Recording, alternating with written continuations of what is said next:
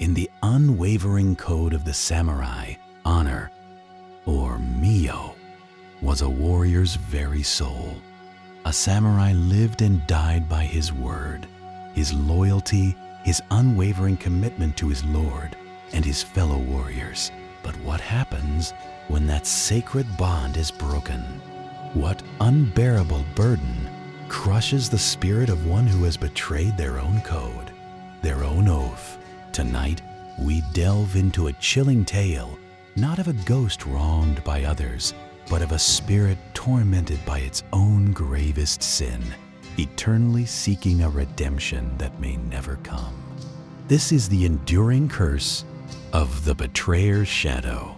Our story begins in an era of shifting alliances and brutal conflicts, where loyalties were tested daily. Among the esteemed retainers of Lord Yamato was a samurai named Takahiro. Known for his tactical mind, he was a trusted advisor, but beneath his composed exterior simmered a dangerous ambition, a hunger for power that whispered promises of a grander destiny than that offered by his current master.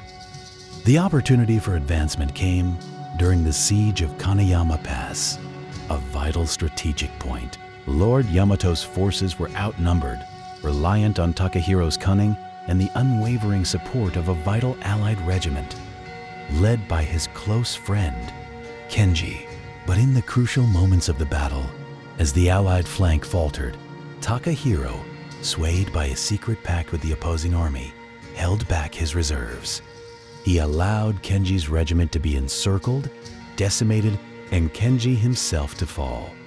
Lord Yamato suffered a devastating defeat.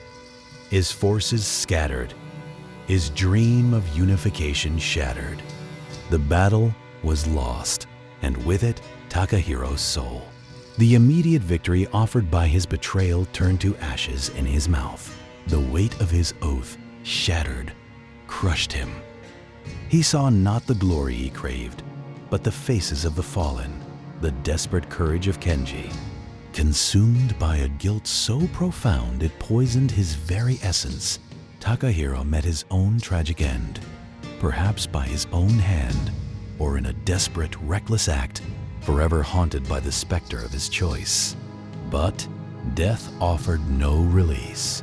His spirit, heavy with dishonor, found no peace, eternally bound to the shadow of its own betrayal.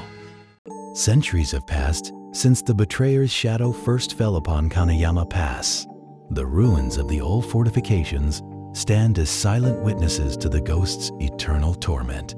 But this is no vengeful spirit, no malevolent force.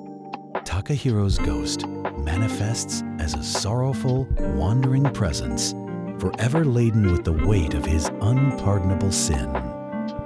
Visitors and locals who venture near the pass speak of unsettling experiences, sudden, inexplicable drops in temperature, even on warm days, like a chill emanating from profound despair.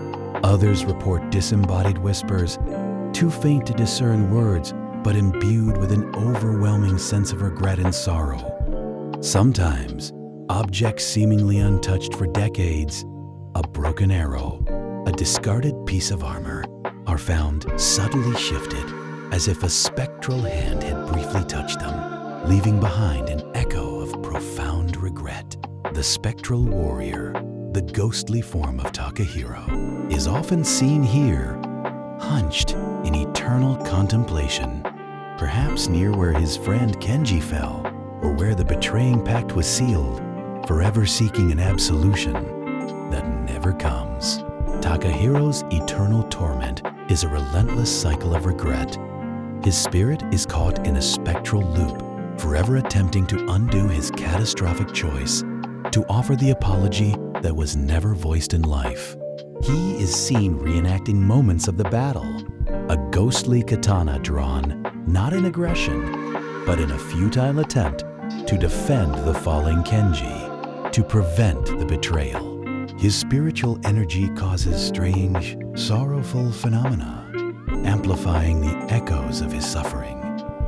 The air around him often fills with the faint, disembodied sounds of ghostly weeping, a sorrow so deep it seems to emanate from the very earth.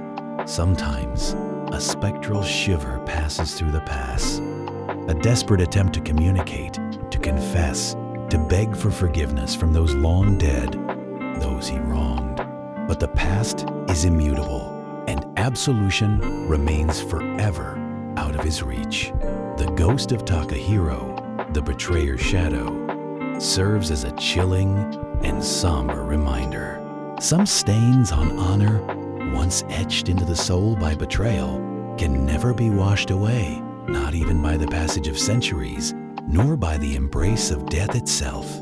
His spirit remains eternally bound by the inescapable shadow of its own unforgivable act, a tragic testament to the crushing weight of a broken oath. In feudal Japan, the concepts of meiyo, honor, and giri, duty and obligation, were not mere ideals. They were the bedrock of samurai society. A samurai's worth, his very identity, was inextricably linked to his honor. Betrayal, whether of a lord, a comrade, or one's own sworn oath, was considered the most egregious of sins, far worse than death. The consequences were severe and often absolute. A samurai found guilty of betrayal faced not only execution, often by forced seppuku to regain a shred of family honor, but also the ruin of his entire family line, their lands confiscated, their name erased from history. Historical records are replete with instances of such betrayals, from minor acts of disloyalty to monumental shifts in power, like Akechi Mitsuhide's betrayal of Oda Nobunaga.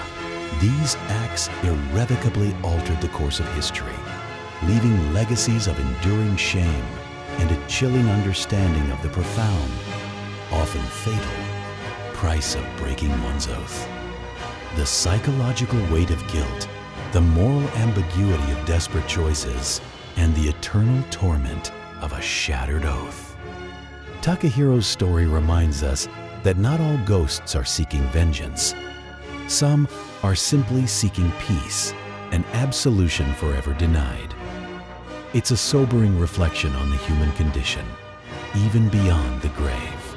If you found this tale of honor, betrayal, and eternal regret compelling, please consider liking this video, subscribing to The Ghost Samurai, and sharing your thoughts on loyalty and the burden of guilt in the comments below.